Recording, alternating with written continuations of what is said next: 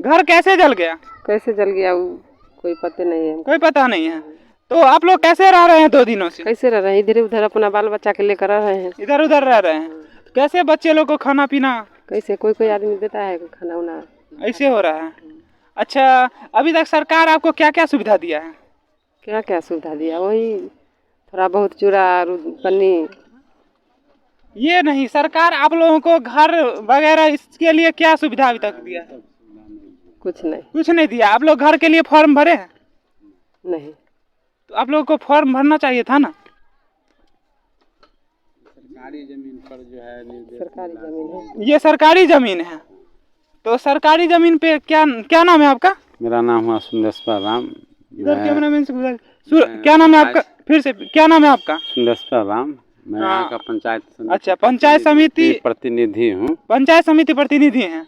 तो सर, जैसा कि अभी आप बता रहे थे कि ये सरकारी जमीन है, तो घर के लिए सभी लोगों को फॉर्म भरवा सकते थे ना। नहीं, घर के लिए जो है हम लोग प्रयास किए तो वहाँ से दिशा निर्देश यह मिला कि यह सरकारी जमीन है, इन लोगों को अलग जो है सरकार व्यवस्थित करेंगे। तब हम चमथा पंचायत 2 में वार्ड नंबर 9 में मौजूद हैं और आपको कुछ बताना चाहेंगे। इधर आप देख सकते हैं कि ये जितना भी आपको दिख रहा है, चारों तरफ यहाँ गरीब लोग गुजर बसर कर रहे थे। शॉर्ट सर्किट के वजह से इधर आग लग गई है चारों तरफ। और कैमरामैन से गुजारिश है कि ऊपर दिखाना चाहेंगे। जैसा कि आप लोग देख सकते हैं कि यहाँ से आग लगा था। ये तार कॉपर होने के बावजूद यहाँ पे हर पोल पे अब देखने को मिलता है कि ऊपर से एक सुरक्षा के लिए ऊपर से लगाया जाता है। तो एक ऊपर से डब्बा लगने के बावजूद शॉर्ट कैसे लग गया? पहले मैं ये बिजली विभाग वालों से पूछना चाहूंगा कि इतनी अच्छी सुविधा के बावजूद कैसे लग गया। आखिर उनको हर जगह जानकारी तो रखनी चाहिए कि क्या असुविधा हुई थी। और आगे बाकी बात मैं बाद में करूंगा। सबसे पहले मैं आपको यहाँ का कुछ दृश्य दिखाना चाहूंगा। तो इधर आप देख सकते हैं 20 से भी ज्यादा घर जल चुका है और एक पूरा मोहल्ला जल चुका है। जैसा कि मैं आपको इधर से कैमरामैन से गुजारिश है, आगे से दिखाना चाहूंगा बीच में आके। अभी लोग पन्नी टांग कर अपना गुजर बसर कर रहे हैं। देख सकते हैं आप लोग गौर से, यहाँ पे कल तक घर हुआ करता था। जी हाँ, कल तक घर हुआ करता था। और देख सकते हैं, ये आपको मैं दिखाना चाहूंगा, ये सिलेंडर जो कि यहाँ पे लोग खाना बनाया करते थे, इसमें ये सिलेंडर भी फट गया था। और इधर देख सकते हैं चारों तरफ कल तक यहाँ 20 से भी ज्यादा घर हुआ करता था। और मैं आपको दिखा दूं, ये जितने लोग हैं, माताएं बहनें और भाई लोग जितने लोग हैं, और ये देख सकते हैं बूढ़ी दादी लोग, जो भी है सभी लोग इसमें अपना जीवन निर्वाह करते थे। लेकिन आज ये लोग खाने को मोहताज हो गए। आज ये लोग किस तरह जीवन व्यतीत कर रहे हैं, सिर्फ यही समझ सकते हैं। आज जितने नेता, लीडर, सीईओ, वीडियो है, सभी अपना पब्लिसिटी बटोरने यहाँ आ जाते हैं। लेकिन कल तक एक बार भी नहीं सोचा, पिछले 32 साल से ये लोग यहाँ पे रह रहे थे, क्या सरकार ने कभी ये सोचा कि इन लोगों को कोई सुविधा दी जाए? सरकार वादे बहुत सारी करती है कि गरीबों को अन्न देते हैं, गरीबों को रोजगार देते हैं, गरीबों को भूमि देते हैं, गरीबों को आवास देते हैं। यहाँ आपको एक भी आवास छत का लग रहा है? अगर छत का घर होता तो इतना ज्यादा नुकसान नहीं होता। आग लगने के वजह से सिलेंडर फट चुका है। और अगर सिलेंडर जिस तरह से फटा और यहाँ पे किसी माता एवं बहनों का देहांत हो जाता या कुछ हो जाता तो फिर कौन जिम्मेवार होता? उसके बच्चों को, उसके माता पिता को कौन देखता? तो ये बिल्कुल गलत है। अभी मोदी जी वादे कर रहे हैं कि हर घर में अमृत महोत्सव पे झंडा फहराया जाएगा। तो मैं मोदी जी से ये सवाल करना चाहूंगा कि आखिर अब कहाँ पे ये लोग झंडा फहराएंगे? ये बच्चे जब देखेंगे और बच्चों के घर में कि सभी लोग अपने घर पे झंडा फहरा रहे हैं, क्या इनके मन में भी तो होगी ना कि मैं भी, काश मेरा घर होता तो मैं झंडा फहराता। अब मैं मोदी जी से ये सवाल और करूंगा कि झंडा तो फहरा नहीं पाएंगे और आप बहुत सारे वादा करते हैं कि प्रधानमंत्री योजना आवास के तहत सभी लोगों को घर मिल चुका है, तो जमीनी स्तर पे देखिए क्या सच्चाई है। कहाँ एक भी घर दिखने को मिल रहा है। आप बहुत सारे वादा करते हैं कि गरीबों को पैसे मिलते हैं, तो यहाँ पे तो कुछ भी नहीं मिला हुआ है। आइए इस मामले में कुछ यहाँ के आम आदमी से बातें करेंगे कि इनका क्या राय है। क्या नाम है आपका? मेरा नाम संजीत राम है सर। संजीत राम है। तो यहाँ पे कितने दिनों से आप गुजर बसर कर रहे हैं? यहाँ करीब हम लोग 20 साल से हैं। 20 साल से आप हैं। 32 साल से सभी लोग हैं, आप यहाँ 20 साल से हैं। तो अभी तक सरकार ने आपको क्या सुविधा दिया है? सरकार अभी कोई सुविधा नहीं दिया है, यहाँ पे अभी कुछ नहीं मिला है, सब तो ऐसे ही कैसे ही पड़ा हुआ है। आग लगने का वजह क्या था? शॉर्ट सर्किट से आग लगा हुआ है, इसे 12 बजे रात को आदमी सोया हुआ था, उसके बाद कैसे लग गया आग इसका पूरी तरह से अथी नहीं है। अच्छा ये बताइए कि शॉर्ट सर्किट में गलती किसका था? आपका तार मतलब पुराना था या गला हुआ था या वहाँ पे कोई प्रॉब्लम था? प्रॉब्लम शायद वहीं से हुआ है, पोल के पास से ही हुआ है। पोल के पास से हुआ है, क्योंकि मैंने तार को देखा तो मुझे लग रहा था पुराना टाइप का, मैं इसलिए आपसे सवाल कर रहा हूँ। जी पुराना तो था ही, लेकिन आग उसी जगह से लगा, पोल के पास से। अच्छा, तो कहीं ना कहीं आप इन लोगों की भी गलती है, इन लोगों को तार सही ढंग से रखना था, लेकिन कहीं ना कहीं शिक्षा का भी अभाव है।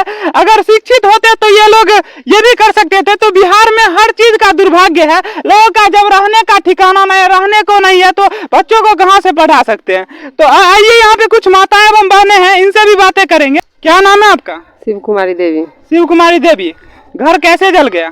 कैसे जल गया वो कोई पता नहीं है। कोई पता नहीं है। तो आप लोग कैसे रह रहे हैं 2 दिनों से? कैसे रह रहे हैं, इधर उधर अपना बाल बच्चा के लेकर रह रहे हैं। इधर उधर रह रहे हैं, कैसे बच्चे लोग को खाना पीना? कैसे कोई कोई आदमी देता है खाना उना, ऐसे हो रहा है। अच्छा, अभी तक सरकार आपको क्या क्या सुविधा दिया है? क्या क्या सुविधा दिया? वही थोड़ा बहुत चूड़ा और पन्नी। ये नहीं, सरकार आप लोगों को घर वगैरह इसके लिए क्या सुविधा अभी तक दिया है? कुछ नहीं। कुछ नहीं दिया। आप लोग घर के लिए फॉर्म भरे हैं? नहीं। तो आप लोगों को फॉर्म भरना चाहिए था ना। क्या नाम है आपका? सुंदर राम, मैं यहाँ का पंचायत अच्छा, पंचायत समिति प्रतिनिधि हूँ। पंचायत समिति प्रतिनिधि हैं। तो सर, जैसा कि अभी आप बता रहे थे कि ये सरकारी जमीन है, तो यहाँ पे आप जैसे कि आप तो पढ़े लिखे लग रहे हैं, तो घर के लिए सभी लोगों को फॉर्म भरवा सकते थे ना। नहीं, घर के लिए जो है हम लोग प्रयास किए तो वहाँ से दिशा निर्देश यह मिला कि यह सरकारी ज़मीन है, इन लोगों को अलग जो है सरकार व्यवस्थित करेंगे, तब उसमें इंदिरा आवास बनेंगे। इसमें तो स्वास्थ्य विभाग का ज़मीन है, इसीलिए इसमें घर नहीं बन सकता है। यहाँ तक कि अभी तक इन लोगों को शौचालय नहीं बना।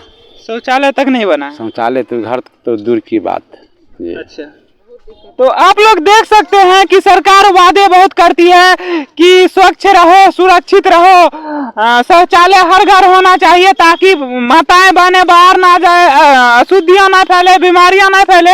लेकिन सच्चाई क्या है कि जैसा कि आपको इन्होंने बताया कि अभी तक इन लोगों के पास शौचालय तक नहीं है। जी हाँ, शौचालय तक नहीं है। आप इधर देख सकते हैं कि ये छोटे छोटे बहन लोग हैं, इन लोगों को कितना ज्यादा समस्या होता होगा। ये सभी खेत में जब शौच के लिए जाते होंगे क्या क्या बीता होगा, लेकिन मजबूरी है, ये लोग कर भी क्या सकते हैं। कि मैं आपको दिखाना चाहूँ कि यहाँ पे देखिए छोटे छोटे बच्चे का किताब कॉपी सारा जल चुका है।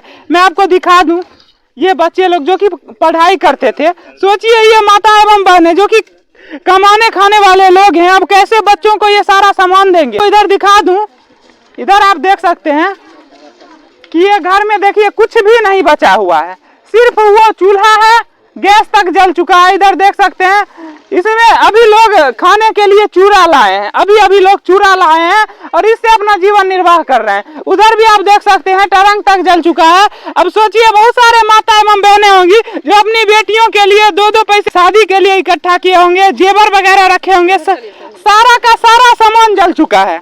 और उधर भी मैं आपको कुछ दिखाना चाहूंगा। अब ये सोचिए उन बेटियों का भविष्य क्या होगा, उस बेटी का भविष्य क्या होगा जो माताएं एक बच्चों के लिए सोचे होंगे कि मेरी बेटी का कल शादी होगा, मैं उसको जेवर बना के दूंगा, क्योंकि आने वाले समय में जेवर धीरे धीरे उसका और ज्यादा बढ़ रहा है महत्व और उसका महंगाई बढ़ रहा है। तो ऐसे बहुत सारी बातें हैं जो कि घर में सोच के रखते हैं और इन लोगों का यही घर है और यही दुनिया है।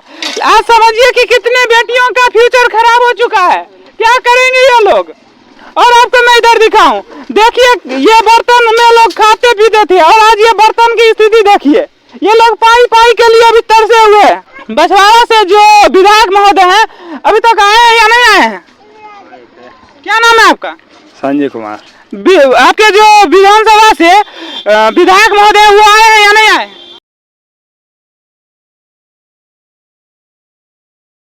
यहाँ अलखिंड। तो आए तो मैं आपसे विनती करूंगा कि जब भी कोई घटना होती है तो जो भी विधायक या सांसद महोदय होते हैं पहुंचते तो जरूर हैं, अपनी पब्लिसिटी के लिए पहुंचेंगे तो जरूर, क्योंकि जानते हैं अगर नहीं पहुंचेंगे तो आने वाला समय में मुझे वोट नहीं मिलेगा। लेकिन जिस तरह आप पहुंचे अच्छी बात है, आप गरीबों के बीच पहुंचे, गरीबों की दुख दर्द को सुने, तो आपसे उम्मीद है कि इन लोगों को कुछ अभी फिलहाल के लिए कुछ फायदा दे, कुछ पैसों से मदद करे और आने वाले समय में इन लोगों के लिए जमीन की जल्द से जल्द सुविधा करे, ताकि इनके बच्चे, इनके माता एवं बहनें पैसों के लिए नहीं तरसे। आप इधर देख सकते हैं, आपको मैं पूरा लोकेशन दिखाऊंगा। देखिए कितना बड़ा जल चुका है, देख सकते हैं सभी लोग अभी पन्नी टांग कर अपना जीवन का निर्वाह कर रहे हैं।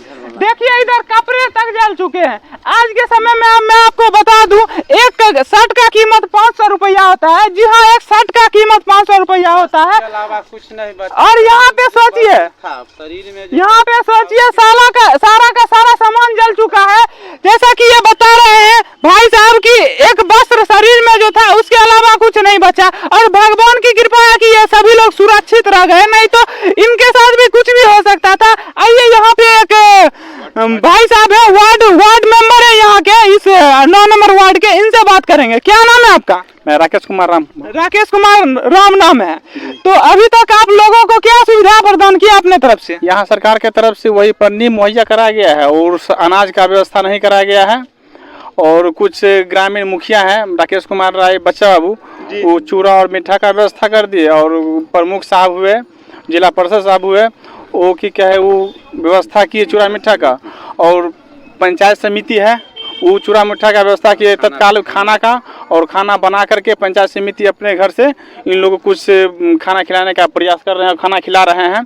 और सरकार से यही उम्मीद हम जता रहे हैं, और प्रखंड विकास पदाधिकारी हुए, सीओ साहब हुए, कि जल्द से जल्द हो भूमिहीनों को जमीन मुहैया कराया जाए, चाहे जैसे हो।